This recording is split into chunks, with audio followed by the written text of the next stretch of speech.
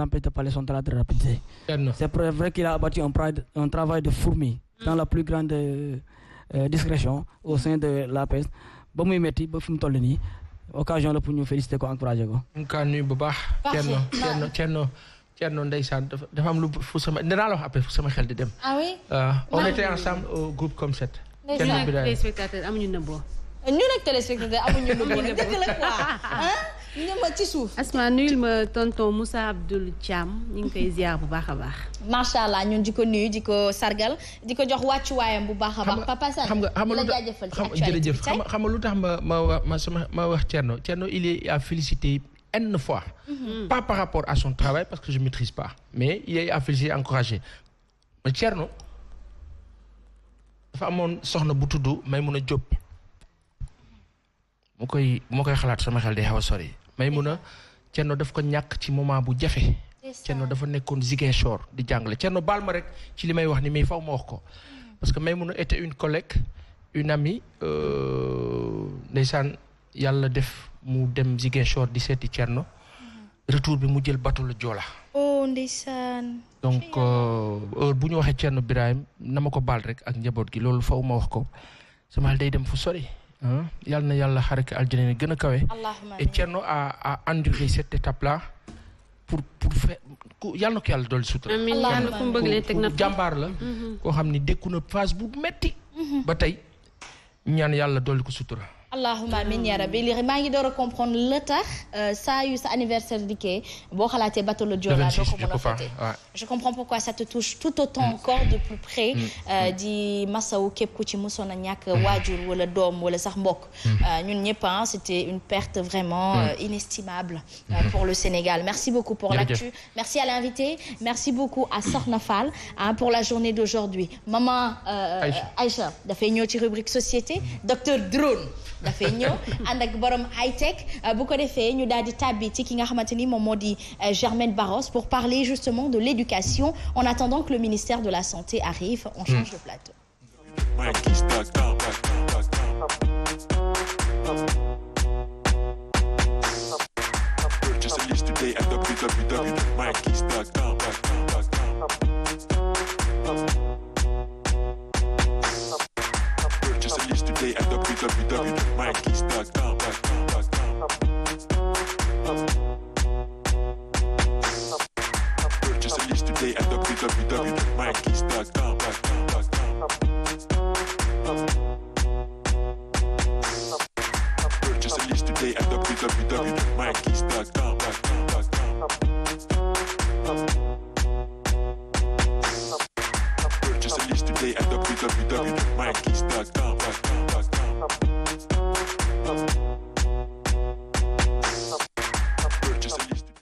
Aïcha, laata waa ministère di ñëw rek nous on en profite on étale justement notre contenu mais on dit bonjour aussi à nos confrères maman Aïcha maa ngi koy nuyu di ko ziar bu baax a baax di la dalal ak jàmm.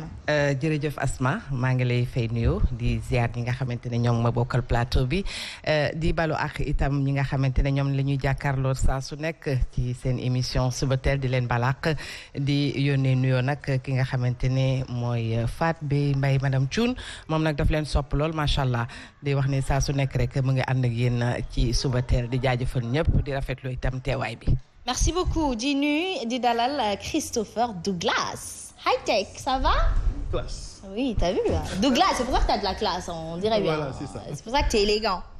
Ça va? Ça va, je vais bien. yaa ngi am jàmm. maa ngi am jàmm maa ngi nuyu ñëpp ñuy seetaan di nuyu sama naataango comme Aïcha di nuyu Germaine Barros di nuyu sama invité bi Mamadou Wade Diop. aka Docteur Drone. Merci maa ngi dalal vraiment bienvenue sur la Sen TV et merci Asma. En tout cas, on l'attendait. Déjà qu'un lapin fut posé le mercredi dernier, justement, mais par des contraintes professionnelles. Docteur Drone, Monsieur Diop, maa ngi lay dalal ak jàmm di la ziar bu baax a baax. Asma ñoo ngi lay remercier maa ngi remercier aussi Christopher ci invitation bi di nuyu ñi ma bokkal plateau bi yëpp di nuyu sénégalais yi yëpp. macha allah sénégalais yàkkamte woon nañ la xam ndaxte drone bi ni nga demee ba defar ko sama kumpang may rey waaye laata may ñëw ci ba rubrique high tech wala sax société faw ma dugg ci éducation ànd ceeg Germaine Barros mi nga xamante ni fas yéene waxtaanee ci l'enseignement supérieur interview monsieur Khalifa Diagne mu nekk vice-président foofu la ci COUD waaye tamit nekk aussi porte-parole COUD n'est-ce pas. ok Asma kon tey jii rubrique éducation moom la intéressé wu ci li nga xamante ne moom mooy jàngalu kawe li ñu amoon si waxtaan ak ki nga xamante ne moom mooy porte-parole COUD di monsieur Khalifa Diagne mu indi woon ñu ay leeral ci ñetti ponk yu am solo rawatina li fi jotoon xew fan yi ak amical yi waaye itam arme yi nga xamante ne moom gisoon nañ ko fële ca université Cheikh Anta Diop ak li nga xamante ne moom mooy seen problème mu ndox ak courant yu ñuy jànkonteel su élément bi yembee ñu seetaan ko ak MD dellu si waat ci plateau bi.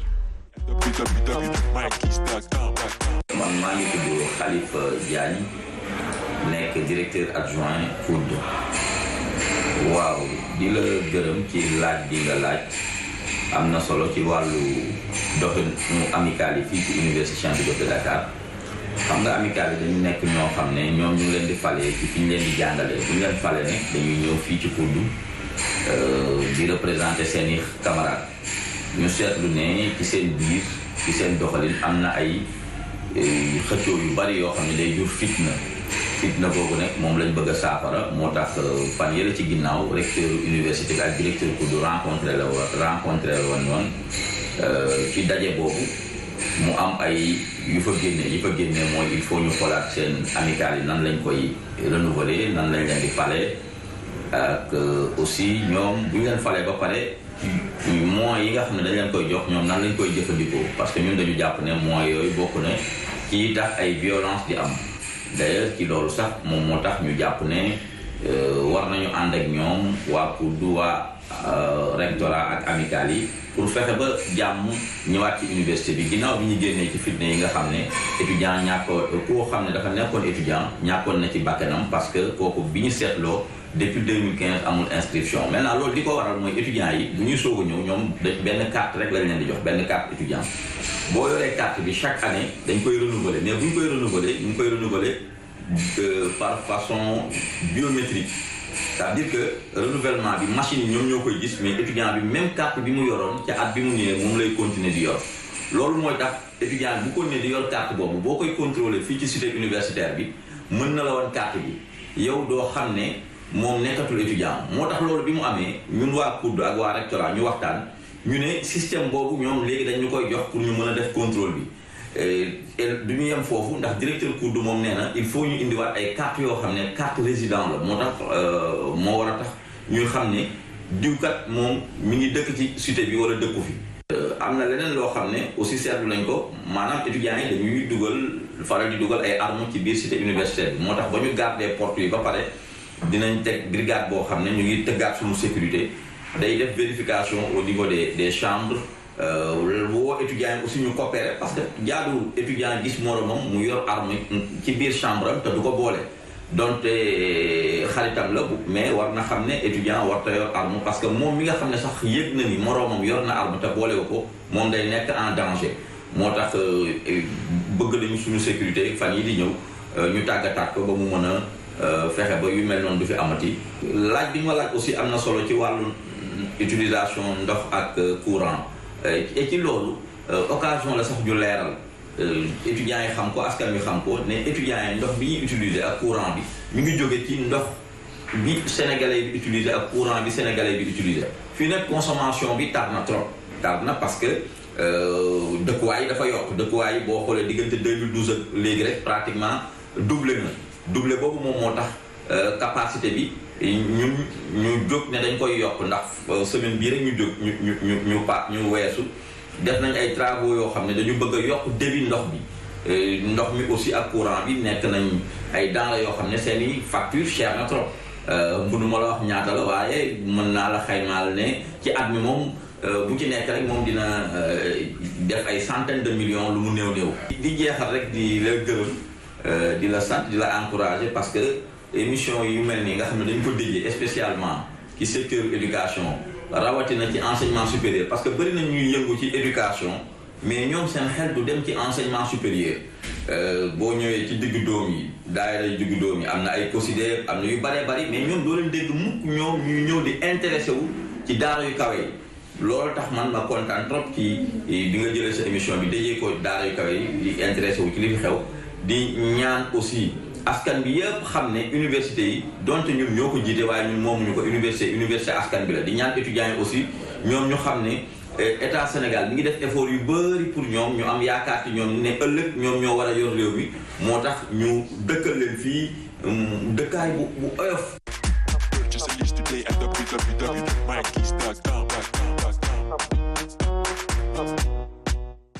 Aïcha Germaine Barros mu nekk ay kàddu yu am solo ñu di ko jaajëfal bu baax a baax nit ñi dañu war a xam lan mooy seen objectif ak li leen fa yóbbu nit boo xamee li la yóbbu ci bërëb rek na nga ko fa def rek te delluwaat mbirum politique bi war nañ ko génne bu baax a baax ci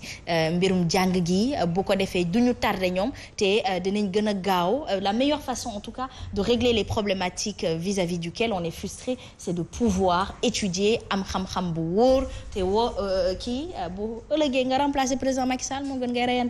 waaw kay Asma ñuy fàttali ni rek COUD moom seen teewaay foofu biir université du leen lu dul assurer li nga xamante ne moom mooy vie sociale u étudiants yi ba loolu te ñu déglu si ki nga xamante ne moom mooy seen vice-président ak seen porte-parole itam mu indil ñu si leeral yooyu nga xamante ne moom mooy jafe-jafe ñu jàkkanteloon fan yi waaye duñ ci yem nag Asma ndax dinañ jël li nga xamante ne moom mooy témoignage u étudiants yi le waaye baaxoon na ñu dégg ñi nga xamante ne ñoom ñoo leen di jiit jël seen xalaat déglu seen position xool ñoom tey jii nii pan situation ak yan solution lañ nar a apporter ndax jàmb ji nga xamante ne moom la étudiant soxla pour mun a liggéey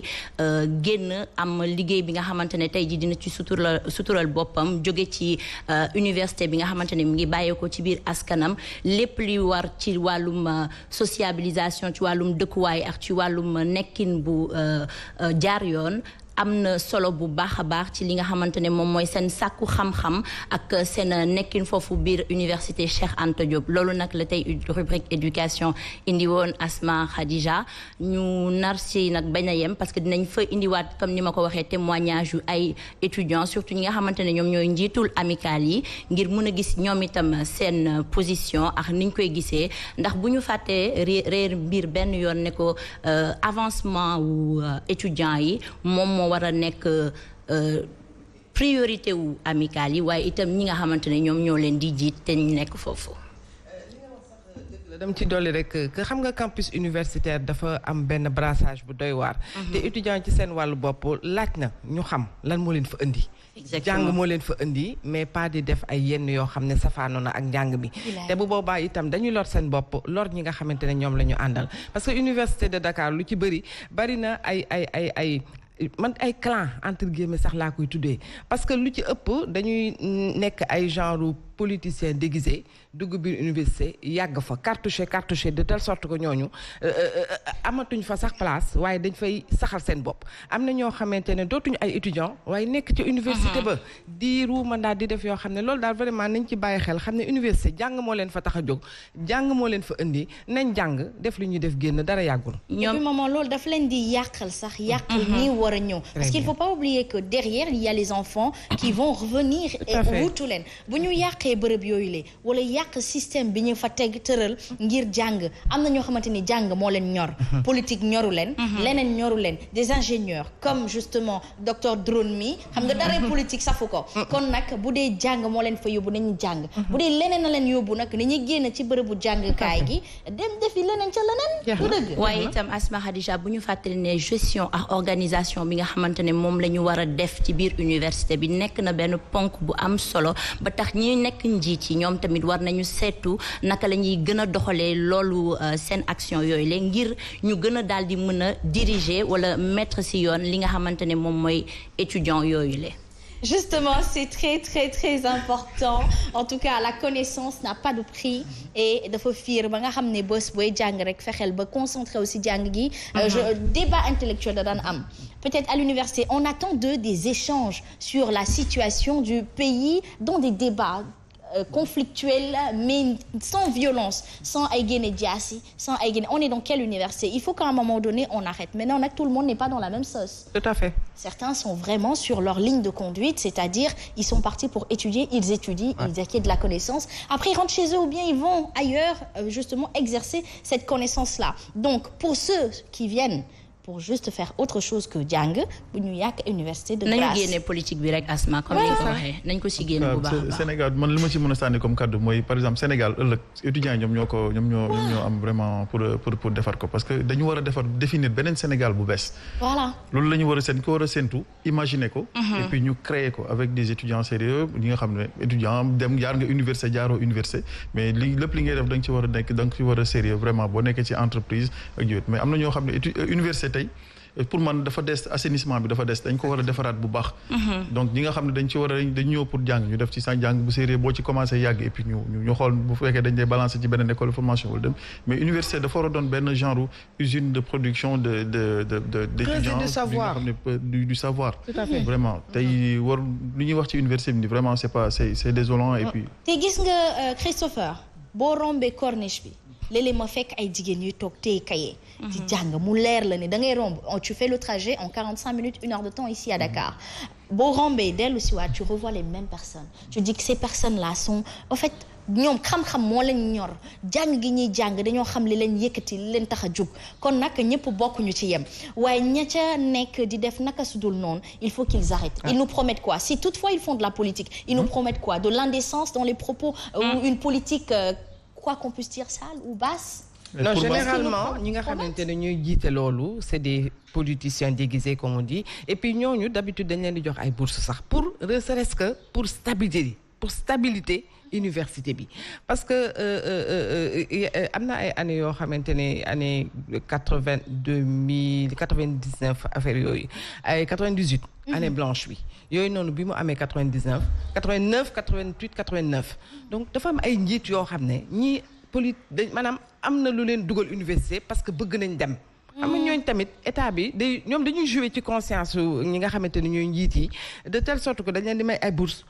ñu génne leen université bi donc am na ñoo xam ne bu ñu ñëwee dañ naan ñoom diw jaaroon nañ fi ñoom defal nañ leen nii may nañ leen bourse dem nañ jàngi Europe donc ñun tamit il faut que ñu faire la même chose pour ñu mën ñu génne ñu dem jàngi mais c'est pas une solution moi je me dis que yow boo jugee sa kër am ñëw université am sa bac ñëw université pour nga jàng la def fi at yi ngay def 5 ans génn sa ak sa diplôme soit ñu may la bourse nga dem jàngiwaat wala nga dem xooli leneen mais université léegi da nga étudiant yoo xam ne Christophe dégg mënuñu sax làkk même les partis politiques am nañu seen propre université. Exactement. Donc c'est les universités des partis politiques sinon mun nga def science politique aussi au niveau de l'université mais pour man boo fa jaaree yëpp voilà c'est ça pour man loolu rek la il ne faut pas salir culture l'image de l'éducation wala sax ñu ruus ci ki nga xamante ni moom lañ ko tuddee Cheikh Anta Diop nekkoon na boroom xam-xam boo xamante ni xam-xam rek la daan xeexee de façon très pacifique apprenez vos leçons merci beaucoup en tout cas on va justement les écouter dinañ ci ñëwaat Asma comme ni nga waxee dinañ ñëwaat ak étudiants yi déggu seen point de vue déggu seen xalaat laata ñuy gën a suux encore gën a xam ñoom fan la ñu toggee seen appréhension nu ñuy gisee mbir bi dinañ gën a mun a tey def benn appréciation justement mi ngi noonu loolu ci beneen yoon lay doon di la jaajëfal bu baax a baax Germaine Barros tàbbi rek ci li nga xamante ni moom moo di rubrique société fas yéene ci dalal suñu yaay di maman Aïcha c'est tout de suite.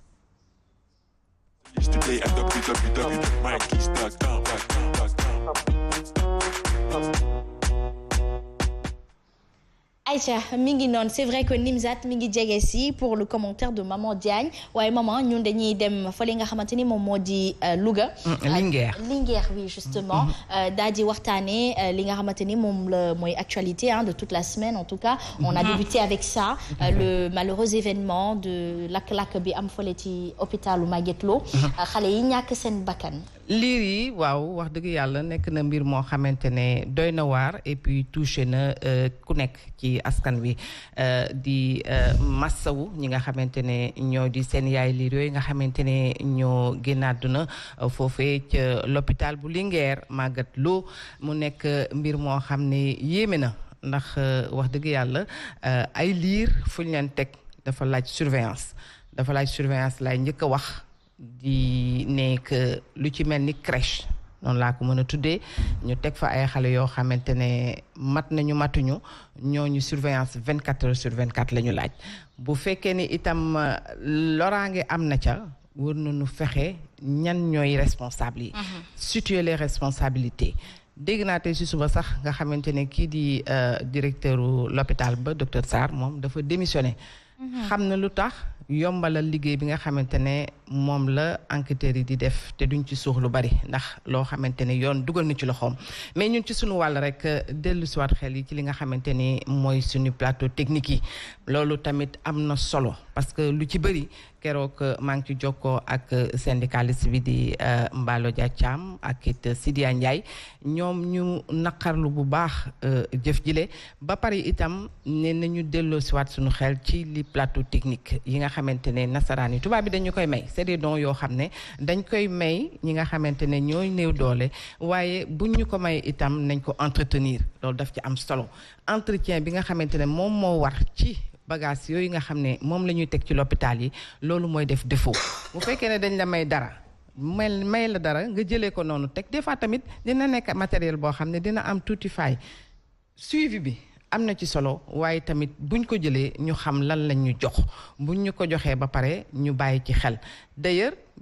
kenn ci ñoom mi ngi wax ne sax moom table bi nga xam ne de table bu ñu teg xale yi table artisanale la table artisanale nga teg ko ci crèche ay liir yoo xam ne dañ leen war a suivre loolu nekk na lu doy waar bu fekkee ne nag tàngaay la ñu war a nekk ñu nekk fu sedd tàngaay ba ñu bàyyi ci xel léegi nag comme loolu am na ku nekk naan di dóot baaraam diwo waroon a def lii diwo loolu yëpp moom wax dëgg yàlla yéeme na parce que itam man am sama gis-gis bu gàtt am na loo xam ne tey jii bu xewoon ci réewu nasaraan yi kenn waxatu ko dañuy porter plainte fii du ñu am culture yenn saay porter plainte waaye ku ci nekk yaakaar naa ne wër nga porter plainte parce que liir boo xamante di xamoo lan la doon tekki ëllëg amoon place am ci société bi mu daal di carboniser comme ça ci loo xamante ne ndogal la xaj na parce que lu ñëw dañ naan ndogalu yàlla la waaye tamit loxo nit ma nga ca tey jii bu fekkoon ne ka fa nekk yëf yi bu explosé sax wala mu gis muy saxaar mu yenn liir yi génne leen xaj na amaana du yëg si fii ñaar ña ci desoon sax ñoom génn nañu àdduna ñuy massaw seeni wayjur wax dëgg yàlla man ki ma ci gën a metti mooy ki nga xam ne def na 3 fausses couches ndeysaan mu am bii yàlla may ko ndeysaan mu am ci yaakaar wax dëgg yàlla xale la sax boo ko gisee nga xam ne xale la yëf yi metti na lool kon daal vraiment di ñaan ñi nga xamante ne ñoo yor lu ni mel ñu gën ci bàyyi xel ndax tamit sunu hôpitaux yi nekk fii ci sunum réew bari na ay défaillances yoo xam ne ñu ngi ci te ba pare ñu ngi koy wéyal loolu nag soppite dafa jot parce que am na loo xam ne bu amee ñu bañ cee dellu saa parce que lu mel ni Batalo Joola lu mel ni femmes yi Byzanti yooyu yëpp nag wax dëgg yàlla ay misaal la yoo xam ne war nañ ci bàyyi xel te lii xale yi nga xamante dañu génn àdduna jamono ji di ay liir yu tooy xepp xamuñu dugguñu sax si wuntu àdduna wax dëgg yàlla génn deewee nii métti na métti goo xam ne daal jar nañu taxaw am ci taxaw seetlu ba bu ëllëgee lu nu mel bañ a amati ba faaw. incha allahu rabbi yaay booy lii dafay indiwaat sama xalaat ca daaw ci crèche ba la nga xamante ni xale bi fot na ba génn ci àddina li ni mel sàggante bëri na fi ñoo ngi koy gis daal di ko nemmeeku dafa jot nit ñi xam na ni peut-être bu ñu jëlee engagement am rigueur ci seen engagement am sens de l'engagement parce que da ngay dégg ci ginnaaw ñu naan conditions yi ñu nekkee foofu moo xaw a doy waar nekkuñu à l'aise nangam mais nag boo xawasee ba prêter serment ba tànn benn liggéey di ko liggéey yow ak sa boppul ak sa borom ndaxte dañu naan liggéey bokk na si jaamu yàlla kon nag bu yàlla boobu ngay jiital laata nag jiital doomu aadama yi la may peut-être opportunité ngay liggéey ak moom et puis derrière il va falloir un peu plus de vigilance parce que fu ñu neen crèche ci hôpital non crèche dafa soxla li nga xamante ni moom moo di surveillance tantôt am na ay nit yu lam-lamee naan xëy na dañu doon nelaw ñii naan dañuy sonnoon ñii de c'est pas une raison justement mën nañ nelaw à tour de rôle lépp ci àddina peut-être organisation la te plus ñuy organiser plus ñu ciy nekk métti na ndaxte nag ñàkk ci 6 bébés franchement yaakaar naa ni bépp drame am na fii mais li ni mel ñaaw na métti na te ëmb sa doom juróom ñeenti weer war ko tiim nampal ko am ci moom yaakaar am ci moom bànneex war a ut tur war a tuddee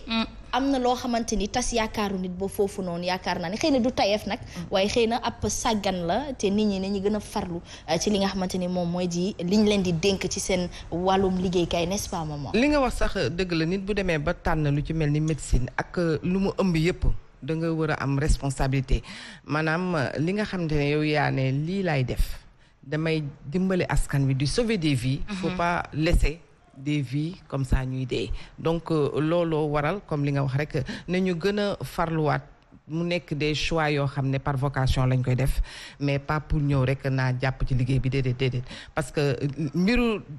bakkanu doomu aadama dafa fort. te li ma wax sànq rek xale yi xamoo ëllëg lañ leen doon jarana li nga xamante ne ci réew mi ba tax na képp koo xam ne dugg nga ci wàllu santé na nga góorgóorlu xam ne lii yow yaa ko tànnal sa bopp te danga ci war a wéy sa waar bay ci sa waar moo di rek nga xam li nga xamante ne moo nekk ci say loxo bakkanu doomu aadama foor na fooraay boo xam ne responsabilité bu mag a mag a mag mu ngi ci te xale yi wax dëgg yàlla du ñu mën lu dul rek delluwaat di massawu seen i wayjur yi nga xamante ne ñoo leen mettre au monde muy seen i yaay yi di ñaan yàlla may leen xolu muñ ba ñu yàlla may leen leneen loo xamante ne sax wax dëgg yàlla dina toog ci seen loxo ndax nag metti na fa metti di yem waaye nag ñu bañ toujours di wax naan yàlla dëgg la mbiru yàlla ci la waaye tamit loxoy nit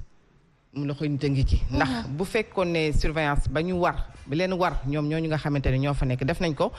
amaana kon du ñu si fii ba dégg naa sax ne que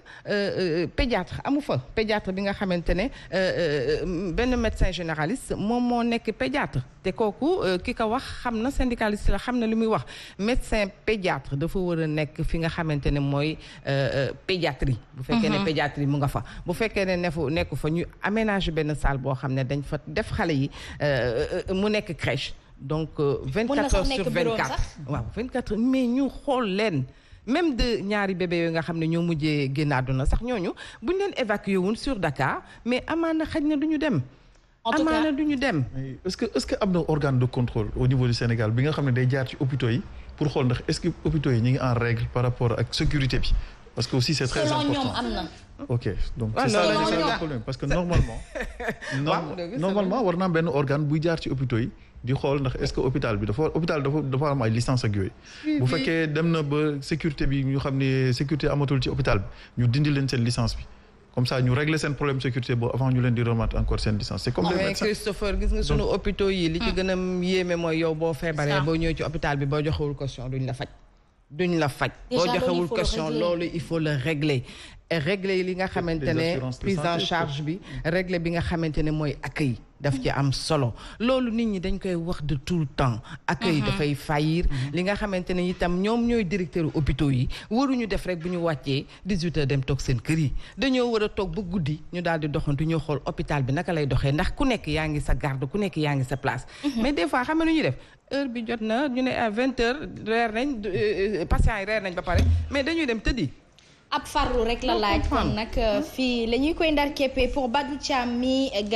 ganesi moom dañ koy fàttali ni rek li ñuy waxtaane mooy bébé yi nga xamante ni lakk-lakk ci la ñu génnee àdduna fële ci hôpitalu Magatte Lô ca diwaanu Linguère n'est-ce pas maman ñu di ñaawlu li ni mel di ñaan yàlla na fi gëj te yàlla bu mu fi mës a amati merci beaucoup maman c'est un plaisir justement il est immensement partagé bu ñu naree tàbbi ci rubrique high tech dañ lay yeewi rek daal di dalal Rokhaya Dieng moom tamit fas yéene incha allah dikk ak ñun te tëjee ci savoir vivre savoir être wala léeg-léeg sax astuce temps yi nag ramadan bi la jëlanteel bu ko defee rek askan bi gën a mën a raw rek ci astuce yi leen mën a permettre ñu vivre seen ramadan en toute bonne quiétude tout de suite rubrique high tech en compagnie de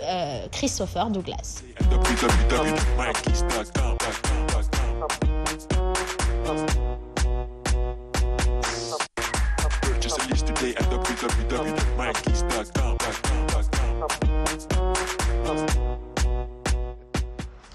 Aïcha Christopher Douglas tantôt annoncé dañ koy dalal moom Wade Diop docteur drone plus connu indi woon nga reportage bi mercredi dernier ñu gis drone yi nga xamante ni moom la defar fale ci diwaanu Mbour ñu bàyyi la rek nga doxal ak moom waaw mais xam nga drone yi léegi dañoo am solo trop gars yi dañuy jàpp ni peut-être drone pour jël mu naaw kese mais aujourd'hui les drones ont une importance vitale bi nga xam ne yu ñu mën a utiliser ci biir société bi notamment ci état bi ak ñi nga xam ne les entreprises privées comme les particuliers aujourd'hui mu drone mën nañ ko utiliser ci côté santé côté agriculture côté éducation côté yu bari donc aujourd'hui c'est pourquoi j'ai invité docteur drone justement Mamadou Wade Diop pour mu wax ñu exactement drone yi yan importance la mën a am exactement dans les secteurs d'activité du pays. Tout d'abord maa ngi leen di remercier encore pour seen invitation bi voilà aujourd'hui man mën naa wax ni drone en fait technologie yi nga xam ne moo gën a transversale ci àdduna bi la bokk. maanaam technologie boo xam ni dafay lier yeneen technologie ba pare di ñu koy appliquer ci domaine yu bari maanaam tey drone dañuy retrouver li ñuy wax robotique di ci retrouver li nga xam ne moom la ñuy wax intelligence artificielle nga jël aussi ci domaine d'application yi ñu bari dañu yaakaar ni drone ay prise d'image et cetera alors que loolu dafay représenter pratiquement 1 à 2% par rapport ak capacité drone aujourd'hui drone yi ñoo ngi koy utiliser ci domaine santé domaine agriculture domaine pêche domaine même élevage tey drone yi mën nañ ko ci utiliser. nekkatul ay fait de photo ak vidéo kese. non loolu 2 à 3% par rapport ak utilisation. voilà baal ma ko foofu ma nuyu dalal ko moom madame Cissé Rokhaya Dieng ndaxte mbirum drone bi dana ca baax bu baax a baax moom itamit mu sànni ci kàddoom noo def. Asma nuyu naa la bu baax li ngeen di wax dafa am solo nag instant bi ni attiré nga attention yu bëree bëri di leen nuyu bu baax a baax di nuyu ñi nga xamante ne ñoo ñuy seetaan saa su nekk di fidèle ci suba teel bi ci kanam ak yéen ñu indil leen seen astuce. mi ngi noonu kon ci laata seen astuce ñun ñu dikk ci astuce su drone yi kon drone nekkatul affaire vidéo ak photo da ngeen ciy xool l'avancée de l'agriculture avancée wu peut-être pêche bi wala marée bi peut-être ñiy def météo tamit dañ koy xoolaale. waaw parce que aujourd'hui bu ñu nee ci domaine agriculture damay basé wu déjà man parce que en fait on dit que technologie jariñul dara tant que mënta résoudre ay problématiques donc ñun suñu philosophie dans suñu structure mooy en fait drone technologie ñu adapté ko par rapport ak problématique locale mais au-delà problématique locale yi nga xam ne on a eu à l'utiliser au Sénégal mais ci domaine agriculture utiliser nañ ko ci domaine voilà cartographie ak aussi domaine surveillance aujourd'hui ñoo ngi ci ay perspectives éventuellement parce que y a des tests def nañ ko ci yeneen dëkk tey même au Sénégal ci domaine élevage parce que am nañu on a eu à faire ak entreprise bi nga xam ni moom la ñu lëkkaloo dans la vallée ay ci domaine élevage pour éventuellement mouches ZZ yi nga xam ne dañuy évoluer dans certaines zones ñu pulvériser ko pour éventuellement du ñu rey jur gi donc def nañu test yooyu avec l'ISRA ak benn entreprise bu ma lëkkalool bu nekk dans la vallée donc ci domaine tey agriculture notamment agriculture intelligente parce que beaucoup de gens parlent agriculture de précision agriculture intelligente alors que au Sénégal actuellement depuis à peu près 2 ans ñoo ngi def ay tests et aussi au niveau de la vallée du fleuve Sénégal notamment dans la lutte aviaire maanaam parce que bu ñu jëlee en fait mbay mi niveau vallée du fleuve Sénégal foofu li problématique bi gën a rëy mooy picc yi nga xam ne dañuy lekk kii bi ceeb bi je pense que statistiques yi c'est ay 30 bu ma juumul 30 ak parfois 40% yenn kii production yi picc yi dañ koy lekk donc l'année passée nous avons fait des tests ak DPV direction de protection des végétaux pour ay solutions yoo xam ne éventuellement mën na dàq picc yi avec des drones tests yi c'était vraiment concluant donc aussi nous utilisons les drones si éventuellement traitement phyto pour ay drones yu mag la maanaam à peu près drone comme drone bi ñu concevoir dafay mën a yëkkati benn charge utile boo xam ni benn réservoir pour dem ci tool yi pour pulvériser éventuellement. Justement da nga nekk ci benn projet de fabrication de drone exactement pour defar benn drone made in Sénégal en fait drone boobu ban njëriñ lay am pour le Sénégal. voilà donc en fait conception je veux dire que ñu bari boo nee dañu defar drone gars yi dañ naan non affaire dafa grave alors que c'est tellement c'est pas compliqué man à la base je suis électronicien donc du coup c'était pas très compliqué ça fait 6 ans que maa ngi ci domaine drone maintenant au début dañ ci doon foni après ñu xool capacité yi nga xam ni moom la mën a kii donc technologie bu bees la woon. En fait j'attire l'attention des jeunes aujourd'hui je pense que pour former wu ignorance actuellement délit la fi ñu toll nii avec internet ignorance délit la man je peux dire que tout ce que j'ai su avant d'avoir des certifications actuelles je suis certifié S3 en télépilote drone professionnel am naa validation acquis par rapport ak li nga xam ne moom laay def mooy méca drone donc avant ma koy def tout ce que j'ai su je l'ai su sur internet génn moom Mbour pour pour dem jàngi ko non. internet nga jàngi. non autodidacte j'ai su autodidacte après j'ai eu à partir de je pense en 2019 que là am certification télépilote professionnel ak validation acquis ak Drone Volt Academy mooy leader européen en termes de drone mais boobu fekk na connaissance yi acquérir naa ko. certification yi rek nga doon après. voilà dañ doon valider rek te loolu lépp. sur internet c'est avec ay forums de discussion ay e-learning di assister ay cours à distance dama doon toog parfois ba 3 heures du matin di assister ay cours yu nekk Chine wala États-Unis wala Russie. donc cours yooyu da nga daan fay wala da nga doon xool ni rek ñoom su ñëwee seen ay conférences. c'est gratuit. Je peux dire que c'est gratuit. Il y a des cours qui sont plutôt gratuits. En fait aujourd'hui il y a des forums. Par exemple man forum bi ñu ma njëkk a commencé ji francophone la. je pense c'était vers les 2016. ji francophone en fait boobu la ñu njëkk ci drone en France commencé nekk ci benn forum. ku nekk di def ay échange de procédés maanaam yow boo utiliser drone bi lan nga ci xam boo ci amee problème nga expliquer benn forum buy regrouper plus de 5000 6000 utilisateurs de drone. donc échange d'expérience yooyu dafa dem ba bonifier groupe bi yëpp. léegi groupe bi ku nekk acquérir ay expérience man xam nga dama sob après ma commencé xeeb tubaab bi dugg ci ay forum yoo xam ne. voilà commencé dugg ci ay forum yoo xam ne c'est des chinois parce que aujourd'hui chinois yi. ñooy leader actuellement mondial. ils sont plus forts que les Américains ak plus forts que les Européens yi bàyyi leen à part Turquie. Alors il a posé une question très importante Sima Seck nee na c'est une fabrication ou une recomposition li nga xamante ni moom moo di drone bi nga defar. ok c'est que en fait bu ñu dugal ci paradigme boobu parce que aujourd'hui conception parce que il y a beaucoup de gens qui me posent la question ça waaye da nga assembler wala da nga kii. non conception niveau mondial boo bëggee def conception industrielle même méthode bi la. Ford buy defal oto dafay dem jëli yeneen moteur constructeur. uti yeneen en fait les pièces tout cela c'est pas la même chose aujourd'hui si ordinateur tu retrouves des processeurs de chez Intel ay cartes mères yoo xam ne Fujitsu et cetera. c'est la fabrication orientée objet. donc pourquoi ñuy dugal en fait on peut pas réinventer la roue. donc il faut que niveau local qu'on sache qu'aujourd'hui nous pouvons produire des productions locales fii. J'aime bien quand tout est clair, net, limpide. Justement, c'est important. Donc ça veut dire qu'avec Internet, on peut faire autre chose que partager des photos, influencer en faisant du tassou ou je sais pas moi, snapper ses sorties. Ah oui, surtout le e-learning aujourd'hui dafa am doole moom wax na ko léegi nii parce que moom ci la jàngee lu bari man ci laa jàngee lu bari parce que je suis autodidacte que lui aussi donc ci lu bari ci loolu la ci e-learning bi laa ko jàngee. donc aujourd'hui surtout au niveau des drones parce que gis naa benn vidéo bu mu publier récemment donc drones yi mën nañ dem ba détecter ay mines en fait ci ay champs de guerre oui détecter ay mines les drones peuvent cibler mën nañu xool benn champ de guerre par exemple armée Sénégal mu nekk di guerre ñaar ma ko yàlla mais bu nekkee di guerre ak ay ennemis drone c'est des drones militaires mën nañu détecter xamee ennemis ak ñi nga xam ne ñoom ñoo nekk Sénégal parce que dañuy embarquer ay armes ak yi demee noonu donc c'est des drones du futur ñi nga xam ne vraiment ëllëg bëgg naa vraiment ñu ne aujourd'hui docteur Done est à la tête d'une structure boo xam ne matière yi nga xam ne c'est des drones industriels yu mag. maanaam mu nekk sax direction de l'ADE je crois l'ADE war na ko mën a recruter je crois. mais aujourd'hui ñun suñu objectif en fait de projet ñun nekk ñu di kii en fait structure ça existe. ça existe oui c'est que peut-être nous sommes basés à Mbour looloo tax te ensuite li ñuy def aussi soxla. est-ce que Cheikh Bakhoum.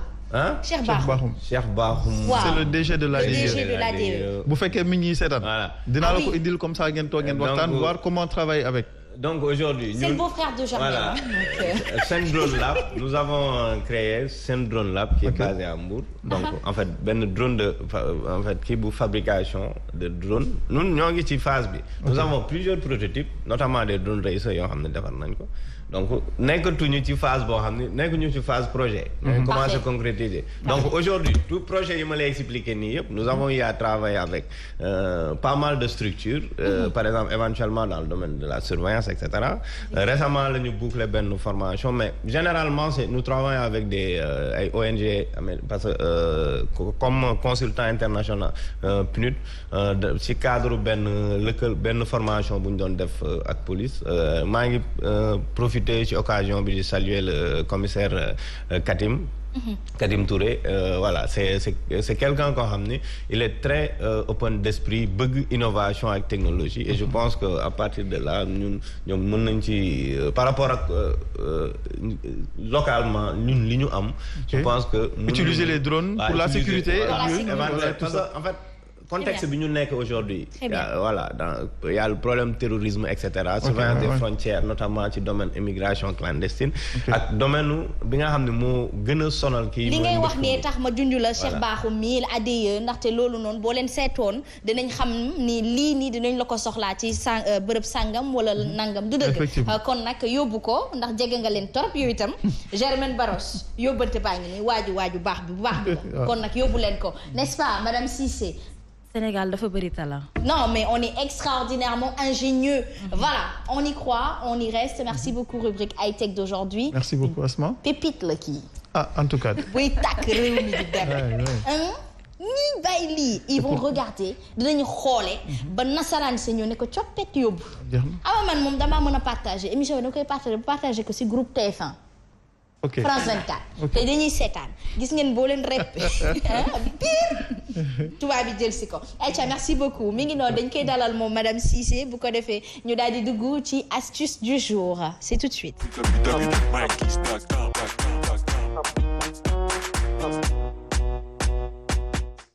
Les bienfaits et les vertus ignorées de la goyave maanaam goyave. voilà oui noonu goyave mu nekk nag fruit boo xamante ni ñëpp a ko bëgg mais li ñu koy gis bariwul am na ñoo xamante ni dañ koy wër ba sonn duñ ko gaaw a am mais aussi dafa am période bi nga xam ne moom lay gën a bëri goyave nag mu nekk fruit bi nga xam ne comme ni ma ko waxee sànq bëgg nañ ko pare aussi ni ñu koy utiliser bëri na façon bi nga xamante ne moom lañ koy transformer loolu yëpp ndax lan njëriñ bi nekk ci biir amaana ñu ngi koy lekk te xamuñu ko moo tax def ciy baax nag ñu fàttali ferñeent yi nga xamante ne moom moo am ci réew mi ñi nga xamante ne ñoo ngi koy consommer te xamuñu ko ñi nga xamante ne nag xamuñu lan moo nekk ci biir ci njëriñ ñu daal di koy découvrir daf ciy baax nag ñu xool li nga xam ne moom moo gën ci ñun ñu koy consommer ndax éviter yenn maladie éviter yi nga xamante ne moo ñuy gàllankoor ci suñu wàllu wér-gu-yaram daf ci baax ba tey ñu doxantu ànd ceeg Binta Ba mu defal ñu récit bi ñu dellu siwaat goyave nag nekk fruit boo xamante ne ñu bëri dañ ko taamu ndax jeexital yu am solo yi nga xamante ne mu ngi koy def ci wàllu mbir gu yaram boobule garab nag mi ngi bokk ci famille des myrtacées mën a nag mesurer 3 ba 5 mètre mën a itam dund ci li nga xamante ne mooy période de chaleur maanaam sax dem ba ci grande chaleur goyave nag mu ngi fekk baax fële ca Amérique du Sud waaye nag dafa law dem ba nga xamante ne yegg na fële ci Antilles fii nag ci diwaan bu Afrique ñu bëri dañ koy rek utiliser ci médecine traditionnelle goyave nag nekk loo xamante ne dafa riche ci fibre alimentaire di nag xeex lépp li nga xamante ne dafa jëm ci wàllum jaare xob yi ba tey am na ay propriétés antibactériennes wala sax anti-inflammatoire ba tax na boo amee góom wala gaañu dina tax ba cicatrisation bi dina gaaw goyave nag ñu bëri taamu ko itam si boo amee hypertension dina tax ba risque maladie cardiovasculaire yi nga xamante ne moo lëmbee àddina dinañ ko mën a xeex goyave am na li nga xamante ne moo di ndox protéine glucides vitamine C fer calcium bêta carotène lépp lu mu ci mënti doon roxee ci seen rubrique savoir vivre et astuce dina leen faram fàcceel garab gu am solo boobu di goyave.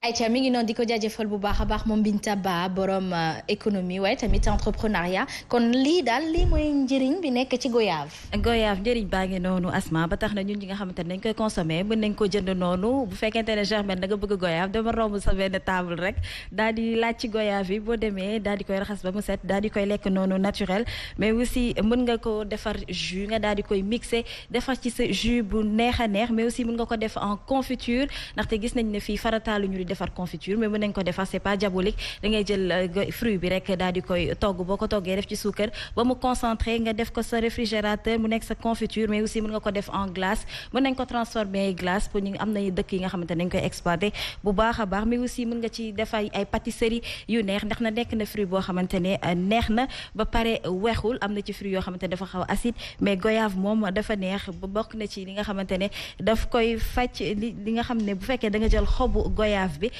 nga daal di koy baxal boole kook li nga xamante ne moom mooy clou de girofle maanaam xorom polle asma loolu boo ko defee tee lu ne la dafay neex ba pare dafay faj lu bëri ci sa biir wax na ko sànq nee na dafa baax ci jaare pour ñi nga xamante ne seen biir dafa gaaw a daw dañuy lekk loo xamante ne daf leen di sonal donc bu fekkente ne am ngeen goyave wala ngeen am garabu goyave bi seen kër ñi nga xam dañuy dëkk en campagne ñooñu macha allah ñoom dañuy dégg jàmm ndaxte njëriñ bi nga xam ne moom moo nekk ci garab yi ñoom dañuy am opportunité mu jege leen lool ba tax na saa yi bu ñu sentiré dara seen yaram dañuy dem jël xob bi même bu fekkente ne amagul fruit baax na ci li nga xamante ne moom mooy côté esthétique bi nag pour ñi nga xamante ne dañuy am problème mu ay acné ay boutons ñi nga xam daf leen di sonal lu nekk ñu jël ko njambaan ko def ko seen kanam yi mu leen di indil ay rides wala mu indil leen ay taches ñooñu bu fekkente ne xobu goyave jege na leen da ngeen koy jël rek ngeen daal di koy baxal benn 15 minutes daal di koy teg ba mu sedd ngeen di koy nettoyer seen kanam bu ngeen paree ngeen daal di koy rincer benn bu ngeen xaaree 10 minutes ngeen dem rincer ko dafay dindi bépp impureté bépp tache boo xamante ne dafa nekk ci sa kanam pour ñi nga xamante dañoo xees dañoo gaaw a rouge ñoom itamit rougeur yi daf leen ciy jàppale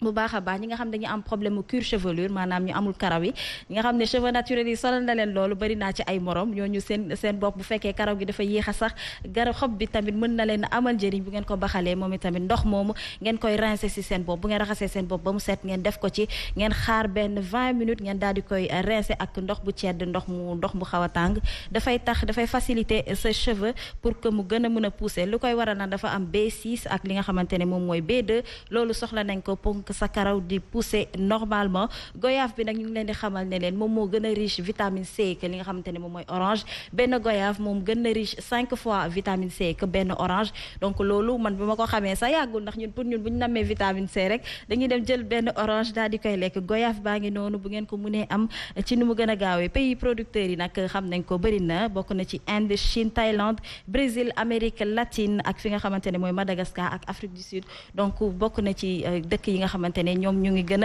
a produit li nga xamante ne moom mooy goyave mais aussi dafay disponible fin printemps lay disponible ba mois d'août maanaam période boobu ngeen ko gën a mën a amee goyave baa ngi noonu ñi nga xamante ne xamuñu woon njëriñ bi bu leen koy fawee benn yoon. mi ngi noonu en tout cas ñu di la si jaajëfal bu baax a baax c'est man j'en apprends beaucoup déjà que je suis fatiguée ce matin et j'ai le visage un petit peu enflé damay dem rek ut xobu goyave mais dafa xaw a jafe léegi moo tax seen naataange baax nit ñi dañu war a di jëmbat garab seen biir kër yi du dëgg ay xobu goyave ay garabu goyave dafay baax bu ko defee au-delà même du fruit même xob yi dafa baax kon nag j'espère que du jafe rek am no du jafe bu ñu demee ci marché xob bi nag dina xaw a jafe tuuti comme ni nga ko waxee léegi mais ba tey rek ñu dem xool ci marché yi rek wala ñu xool ñi nga xam ne seen kër yi am nañ ko pour ñi nga xamante ne ñu ngi ci kër yi nga xamante ne am na espace wala ñu nekk ci région yi ñoom du fa faral di jafe lool balaa may dem na remercier waat encore une fois Binta Ba merci beaucoup ci récit bi waaye aussi Asta Bakhoum sa anniversaire bi dafa war a neex tey daal mixel ay jus de goyave yu baax a baax rek daal di ñuy invité ñu daal di ñëw yow des médias yëpp la sopp yëpp la bëgg ba nga baaxee ndeysaan du tey Asta ñu ngi remercier bu baax a baax ci sa disponibilité saa su nekk mais aussi joyeux anniversaire encore une fois. mi ngi doon di jaajëfal bu baax a baax toute l'équipe d'aujourd'hui merci beaucoup depuis 8h30 nous sommes ensemble merci beaucoup à Dr Drone de venir embellir justement notre plateau à la ADIE Ramatoulaye Diaw moom moo nekk ki nga xamante ni moom moo di chargé de communication kii di Cheikh Bakhoum moom nekk ku ma jege loolu tamit maa ngi koy interpellé par rapport à kii nga xamante ni moom moo di Dr Drone moom tamit mi ngi fële ci RTS Kenkeliba di gérer desk high tech donc nag faaw ngeen jël kii defal ko bloc de publicité je pense que le Sénégal a besoin de gens comme ça même université bi ñu fiy waxtaanee sànq soxla nañu repères yi nga xamante ni demuñu soxlawuñu sax dem ci kuréelu jàng gu kawe gi pour mën a am lijaasa wala xam-xam bu ni tool kon nag nit boo sëggee ci dara nga concentré wu ci rek yaakaar naa ni yàlla dina la ci fekk si te bu boobaa di nga sigil sa réew merci beaucoup docteur Drone. À la prochaine. mën nga ma may ma. Très rapidement, voilà, oui, bien très sûr. rapidement. En fait dama bëggoon profiter pour lancer un message à la jeunesse mbouroise parce que c'est pas par hasard que j'ai choisi rester à Mbour parce que ñu bari xam nañu émigration clandestine bi def na fa ay ravages et loolu c'est depuis plusieurs années donc moi j'ai choisi de rester là-bas pour montrer aux jeunes que éventuellement tey benn ndaw bu doon foo ak yéen ñu doon demandoo géej tey en fait génnul dëkk bi génnul Mbour donc mën na arriver à faire certaines choses. Parfait. Voilà. En tout cas, c'est très important. Merci pour l'éducation aujourd'hui, Germaine Barros, et merci justement au porte-parole du coup des vice-présidents, n'est-ce pas? Ok, Asma, man fu may tëjee mooy di wax ne rek rubrique bi maman Aïcha indi li moo jar tey ñu def deuil national parce que perte 6 bébés yaakaar naa lu metti la et puis j'espère que dinañu daan ñi nga xamante ne ñoom ñooy responsable yi Asma Khadija. Inch'Allah mbir maa ngi ci loxoy yoon la loi fera justement li nga xamante ne mooy li war. Merci Hightech. Merci beaucoup Asma. Christopher Douglas. Tony. Voilà. Aïcha mi ngi noonu. Merci beaucoup à toi. Merci à vous, charmants téléspectateurs, très chers internautes. Merci à l'équipe technique. Merci à Laye Diaw pour la perruque. Nee naa leen semaine bi yëpp moom laay sol ba mu neex mi ngi noonu. Laye Diaw, vous pouvez le retrouver sur Instagram ou tout simplement l'appeler sur le numéro au bas de l'écran. On se donne rendez-vous demain pour une autre édition de Subatel. En attendant, le programme se poursuit sur la chaîne Leader. Ce sera tout à l'heure pour waxtaanee ko à partir de 11h. À demain.